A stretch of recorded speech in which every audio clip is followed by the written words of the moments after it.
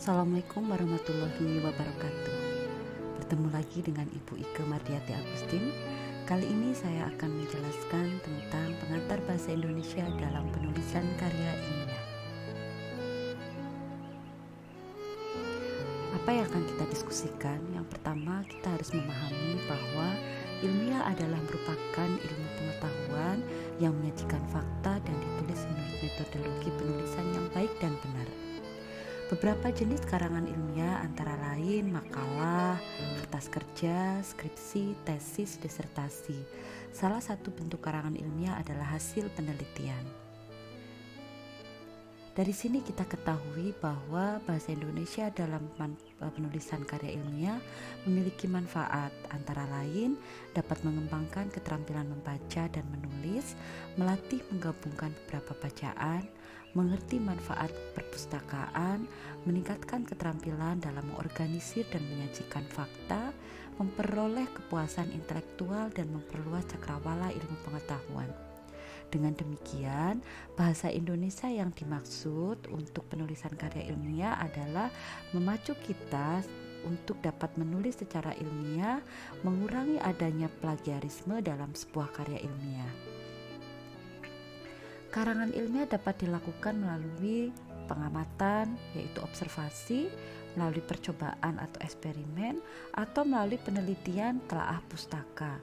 Misalkan ada penelitian atau karya ilmiah yang dibuat dari hasil melihat gambaran suatu objek, ataupun melihat uji coba dari suatu kegiatan atau sebuah bentuk dari penelitian atau makalah atau telaah pustaka yang lain. Contohnya ada karya ilmiah yang sifatnya studi literatur. Nah, sehingga kita harus dipahami sikap yang ilmiah itu yang bagaimana. Sikap ilmiah itu adalah sikap ingin tahu, sikap kritis, sikap terbuka, sikap objektif, sikap menghargai orang lain, sikap berani mempertahankan kebenaran, sikap menjangkau ke depan. Menjangkau ke depan yang dimaksud adalah kita melihat future, melihat masa depan tentang karya-karya ilmiah atau tentang objek-objek tulisan ilmiah yang sekiranya dapat bermanfaat untuk dibaca orang pada masa depan. Perlu diperhatikan bahwa dalam sebuah karya ilmiah, bahasa Indonesia yang digunakan harus jelas, lugas, dan komunikatif.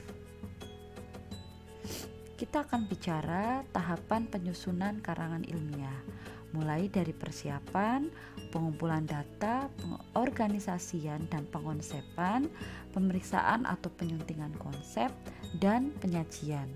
Nah, inilah yang akan saudara pelajari selama 1 semester ke depan. Mulai dari bagaimana menyiapkan sebuah karya ilmiah, bagaimana mengumpulkan data, bagaimana mengorganisir, dan bagaimana untuk menyajikan dalam sebuah penyajian karya ilmiah. Kita mulai dari tahap persiapan. Di tahap persiapan ini kita mulai dari pemilihan topik, menentukan judul, membuat ragangan atau yang kita sebut dengan outline karya ilmiah. Nah, di sini mahasiswa akan bertahap untuk mendiskusikan tentang topik sebuah karya ilmiah. Kemudian menentukan judul, membuat outline. Syarat-syarat memilih topik, hendaknya topik itu diambil dari kondisi atau berada di sekitar Anda.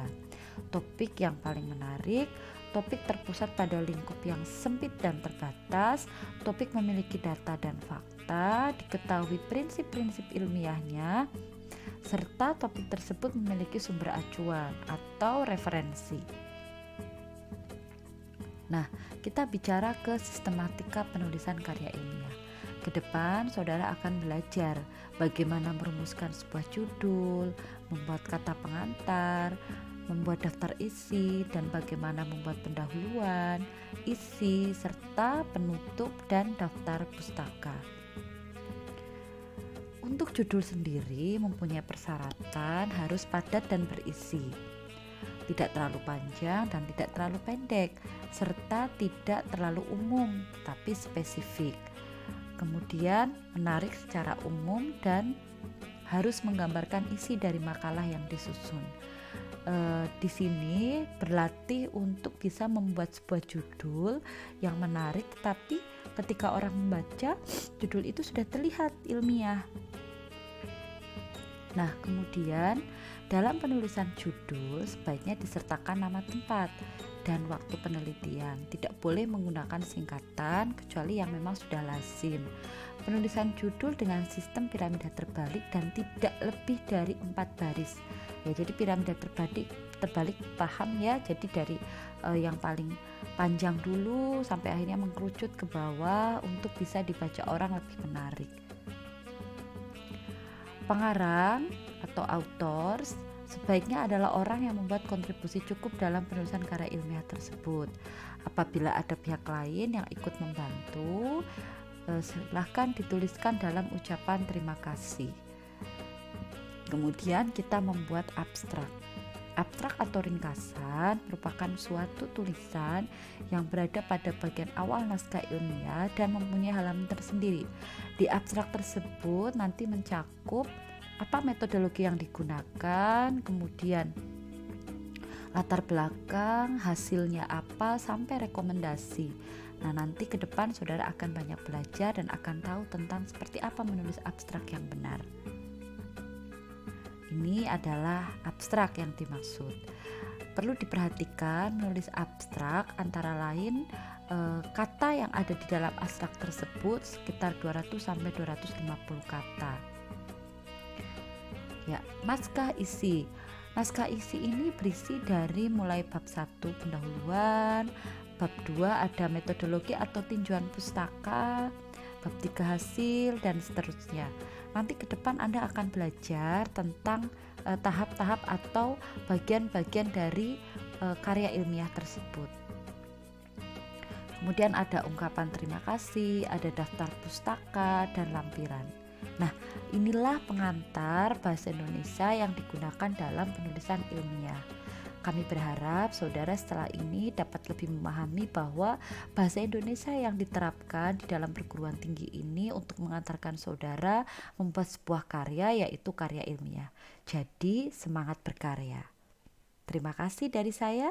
Assalamualaikum warahmatullahi wabarakatuh.